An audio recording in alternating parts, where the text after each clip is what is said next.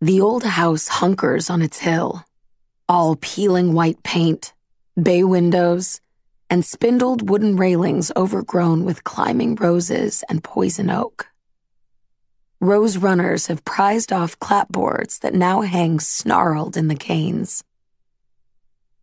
The gravel drive is littered with spent casings caked in verdigrease.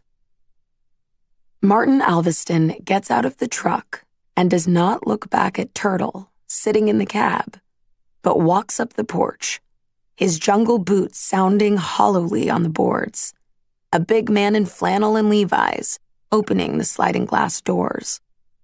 Turtle waits, listening to the engines ticking, and then she follows him. In the living room, one window is boarded over, sheet metal and half-inch plywood bolted to the frame and covered in rifle targets. The bullet clustering is so tight it looks like someone put a 10-gauge right up to them and blew the centers out. The slugs glint in their ragged pits like water at the bottom of wells. Her daddy opens a can of Bush's beans on the old stove and strikes a match on his thumb to light the burner, which gutters and comes slowly to life, burning orange against the dark redwood walls, the unvarnished cabinets, the grease-stained rat traps. The back door off the kitchen has no lock, only holes for the knob and deadlock, and Martin kicks it open and steps out onto the unfinished back deck, the unboarded joists alive with fence lizards and twined with blackberries, through which rise horsetails and pig mint, soft with its strange peach fuzz and sour reek. Standing wide-legged on the joists, Martin takes the skillet from where he hung it on the sprung clapboards for the raccoons to lick clean.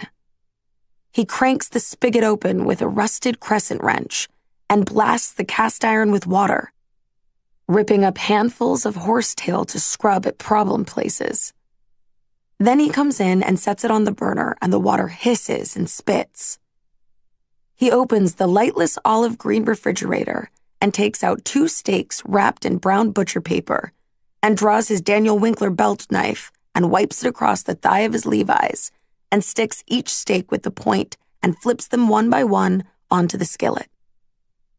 Turtle hops onto the kitchen counter, grainy redwood boards, nails encircled by old hammer prints. She picks up a Sig Sauer from among the discarded cans and slivers back the slide to see the brass seated in the chamber. She levels the gun and turns around to see how he takes this, and he stands leaning one big hand against the cabinets and smiles in a tired way without looking up. When she was 6, he had her put on a life jacket for cushion, told her not to touch the hot ejected casings, and started her on a bolt-action Ruger 22. Sitting at the kitchen table and bracing the gun on a rolled-up towel. Grandpa must have heard the shots on his way back from the liquor store, because he came in wearing jeans and a terry cloth bathrobe and leather slippers with little leather tassels. And he stood in the doorway and said, "God damn it, Marty." Daddy was sitting in a chair beside Turtle reading Hume's An Inquiry Concerning the Principles of Morals, and he turned the book upside down to his thigh to keep his place and said, "Go to your room, Kibble." And Turtle walked creakingly up the stairs, unrailed and without risers, plank treads cut from a redwood burl, old-growth stingers cracked and torqued with their poor curing, their twisting drawing the nails from the treads, exposed and strained almost to shearing, the men silent below her, Grandpa watching her, Martin touching the glint lettering on the spine of his book with the pad of his forefinger. But even upstairs, lying on her plywood bed with the army surplus bag pulled over herself, she could hear them. Grandpa saying, "God damn it, Martin, this is no way to raise a little girl." And Daddy not saying anything for a long time and then saying, "This is my house. Remember that, Daniel." They eat the steaks in near silence, the tall glasses of water silting layers of sand to their bottoms. A deck of cards sits on the table between them, and the box shows a jester, One side of his face is twisted into a manic grin. The other sags away in a frown. When she is done, she pushes her plate forward and her father watches her. She is tall for 14, coltishly built, with long legs and arms, wide but slender hips and shoulders, her neck long and corded.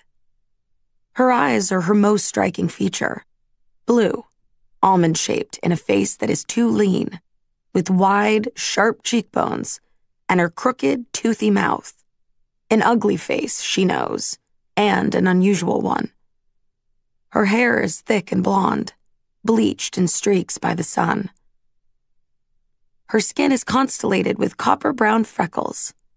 Her palms, the undersides of her forearms, the insides of her thighs show tangles of blue veins.